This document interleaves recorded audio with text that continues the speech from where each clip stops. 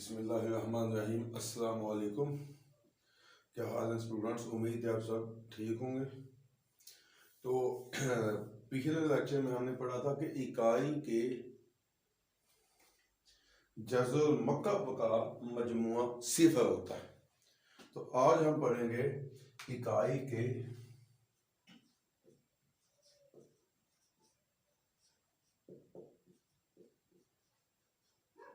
जज़ुल मकब का हासिल ज़रब एक होता है। तो पिछले लेक्चर में हमने पढ़ा था कि मजमुआ सिफर होता है। तो इस लेक्चर में हम पढ़ेंगे कि हासिल ज़रब एक होता है। तो उससे पहले मैं आपको बताता जाऊं कि चैनल को सब्सक्राइब कीजिए, दोस्तों में शेयर कीजिए। तो इसमें कोई भी चीज़ आपको समझ ना आए तो कमेंट बॉक्स में हमें बता दीजिए। तो अब चलते हैं अपने लेक्चर की तरफ। तो अब इकाई का जज़र मतलब तीन है। एक था एक, दूसरा ओमेगा यानी नफी एक जमा नफी तीन का जज़र बटा दो, और तीसरा ओमेगा स्क्वायर यानी नफी एक नफी तीन का जज़र बटा दो। अब इन तीनों को हम आपस में मल्टीप्लाई करें तो एक आना चाहिए। तो आइए हम मल्टीप्लाई करते हैं कि एक जब नफी एक जमा नफी तीन का जज़र बटा दो, तो नफी एक नफी नफी तीन का जज़र बटा दो। तो अब एक को हम किसी भी अदद से मल्टीप्लाई कर दें तो वो एक ही रहता है। अब एक दफा जमा तो एक दफा नफी है, तो पहले का मुरब्बा नफी दूसरे का मुरब्बा, तो दो दूनी चार। तो नफी एक का मुरब्बा जमा एक हो गया, तो जज़र से मुरब्बा कट जाएगा। नफी तीन बचा, नफी नफी जमा तीन एकम तीन बटा चार, तीन और एक चार बटा चार, चार को चार पे काट दें तो जवाब आता है एक। तो साबित ये हुआ कि इकाई के जज़र मकब का हासिल ज़रब एक होता है, यानी एक ज़रब ओमेगा स्क्वायर, इन तीनों को हम मल्टीप्लाई करें जवाब क्या आता है? एक आता है। तो इनको हम मल्टीप्लाई करें तो ओमेगा ज़रब ओमेगा स्क्वायर ओमेगा की तीन बराबर है एक। तो जहां पे भी आपको क्वेश्चन में ओमेगा के तीन आएगा वहां पे हम एक दर्ज कर देंगे। इसी तरह इसको आगे हल करें तो एक ज़रब ओमेगा स्क्वायर बराबर एक। हम ओमेगा का दे दें तकसीम, तो ओमेगा से ओमेगा कट गया, तो ओमेगा स्क्वायर बराबर है एक बटा ओमेगा। तो ये इसकी आ गई दूसरी शर्त। इसी तरह फिर हम इसको हल करते हैं, एक ज़रब ओमेगा स्क्वायर बराबर एक। तो अब हम तकसीम करते हैं ओमेगा स्क्वायर, तो इधर भी तकसीम किया ओमेगा स्क्वायर, तो ये कट गया, तो ओमेगा बराबर है एक बटा ओमेगा स्क्वायर। ये पहली शर्त आ गई इसकी, ये दूसरी शर्त आ गई, और ये तीसरी शर्त आ गई। तो ये आपके फार्मूलाज मान के हैं जो हम एक्सरसाइज 2.2 में पुट करेंगे। तो उम्मीद है आपको इसकी समझ आ गई होगी। अब हम चलते हैं मशक की तरफ। तो मशक में कौन सा क्वेश्चन एक्सरसाइज में और कैसे हमें सॉल्व करने, अब हम उनकी तरफ चलते हैं।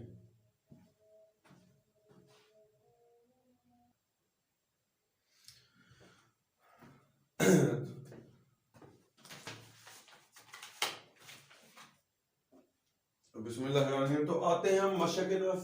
तो क्वेश्चन नंबर 1 है कि नफी एक का जज़ुल मकब मालूम करें। अब नफी एक का जज़ुल मकब हमने मालूम करना है एक्सरसाइज के मुताबिक। तो नफी एक का जज़ुल मकब, तो फर्ज किया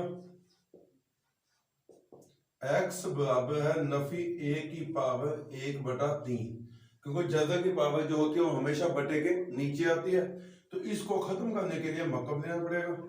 तो मकब लेने से तो x का मकब नफी एक की पावर तीन ज़रब एक बटा तीन, तो ये कट गया x की तीन, तो बराबर नफी एक बच गया। अब नफी एक को हम इस तरफ लाएंगे तो x की तीन जमा एक बराबर 0। अब x की तीन x का मकब है और एक एक का मकब है, तो बराबर 0। अब a की तीन जमा b की तीन हमारे पास फार्मूला बन गया जो हमने 9th क्लास में पढ़ा था कि a की तीन जमा b की तीन बराबर है a जमा b इंटू a की दो माइनस ए बी जमा b की तीन। तो इसको हम पुट करेंगे x जमा एक इंटू एक्स की दो minus A B x Ekam x जमा b की दो एक एकम एक, तो बराबर 0। तो x जमा 1 बराबर 0 और x की 2 माइनस x जमा 1 बराबर 0। तो अब x बराबर माइनस 1, तो ये एक जज़ल मकब हमारे पास आ गया। अब दूसरी हमारे पास कोऑर्डिनेट इक्वेशन है, तो इसमें हम a बराबर 1, b बराबर माइनस 1 और c बराबर 1, तो हम यहाँ पे दो दर्जी फार्मूला पुट करेंगे कि माइनस b जमा minus b square minus 4ac बटा 2a।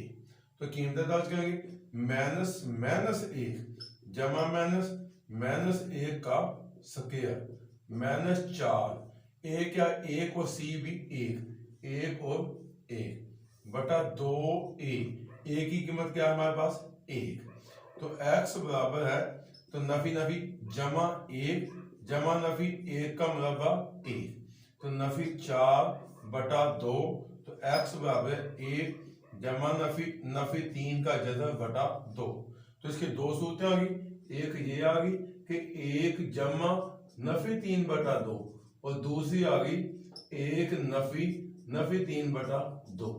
तो जो ओमेगा की कीमत थी उसके स्टार्ट में माइनस आता था, ये माइनस 1 जमा माइनस 3 का जज़र बटा 2 या माइनस 1 माइनस 3 का जज़र बटा 2। अगर स्टार्ट में माइनस आता था तो ओमेगा प्लस होता था। अब स्टार्ट में प्लस आ गया तो एक को हम माइनस ओमेगा का टाइटल दे देंगे और दूसरी को माइनस ओमेगा स्क्वायर का टाइटल दे देंगे। तो इकाई के हमारे पास तीन जज़ल मकब आ गए, एक आ गया माइनस 1, दूसरा आ गया माइनस ओमेगा और तीसरा आ गया माइनस ओमेगा स्क्वायर। तो ये था इस क्वेश्चन का सॉल्यूशन। उम्मीद है आपको इसकी समझ आ गई होगी। तो अब इसी तरह हम इसे अगला क्वेश्चन है उसकी तरफ चलते हैं।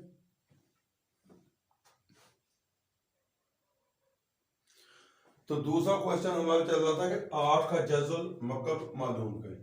तो 8 का जज़ल मकब, तो इसको भी हम उसी मेथड के मुताबिक करेंगे। सपोज x बराबर 8 का जज़ल मकब यानी पावर 1 बटा 3। अब 1 बटा यानी कि जज़ल के 3 या 1 बटा 3 बात एक ही है। तो अब इसको खत्म करने के लिए हमें मकब लेना पड़ेगा। तो मकब लेने से तो x का मकब तो 8 की पावर 1 बटा 3 का मकब, तो 3 से 3 कट गया, x की 3 बराबर 8। तो 8 इस तरफ आएगा माइनस होगा, x की 3 माइनस 8 बराबर 0। अब x की 3 x का मकब 8 2 का मकब, तो ये हमारे पास फार्मूला बन गया a की 3 माइनस b की 3। अब a की 3 माइनस b की 3 बराबर है a minus b into a की 2 जमा a b जमा b की 2। तो x माइनस 2 ये बन गया a minus b into a की 2 यानी x का मुरब्बा जमा a b यानी 2x जमा b की 2 2 दूनी 4 बराबर 0। तो एक तो इसमें ये आ गया कि x माइनस 2 बराबर 0 और x की 2 जमा 2x जमा 4 बराबर 0। तो x बराबर 2। तो एक इकाई का जज़ल मकब हमारे पास 2 आ गया इस सवाल में। अब दूसरे की बात है, दो दर की मसावत है, तो उसमें हम सपोज करेंगे a बराबर 1, तो b बराबर 2 और c बराबर 4। तो फार्मूला लगाएंगे माइनस b जमा minus b square minus 4ac बटा 2a। तो x बराबर माइनस 2 जमा माइनस तो 2 का मुरब्बा माइनस 4, a 1 है और c 4 बटा 2, a की कीमत क्या है 1। तो x बराबर माइनस 2 जमा माइनस 2 दूनी 4 माइनस 4 चौके 16 बटा 2। तो x बराबर है माइनस 2 जमा माइनस 4 में 16 गया माइनस 12 बटा 2। तो x बराबर है माइनस 2 जमा माइनस, तो 12 की तजज़िया अगर हम करेंगे तो 12 ज़ारब माइनस 1 करेंगे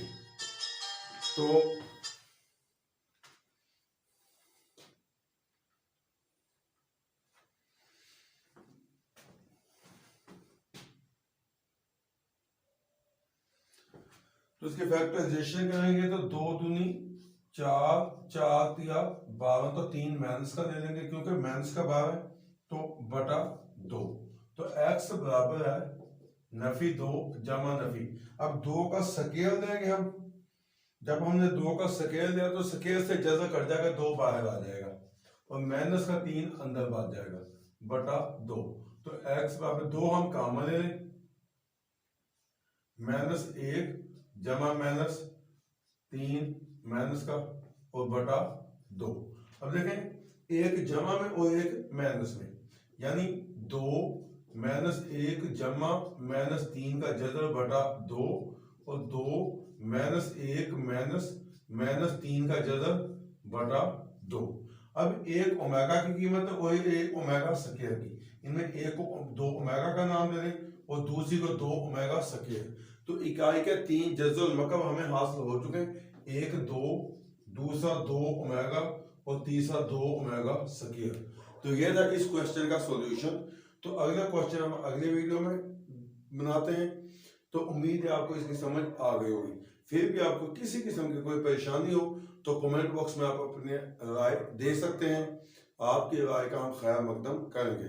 चैनल को सब्सक्राइब कीजिए, देखते रहिए और दोस्तों में शेयर कीजिए। अब मिलते हैं अगले लेक्चर में, उस वक्त तक दीजिए इजाज़त, अपना बहुत ख्याल रखिए। अल्लाह निगहबान।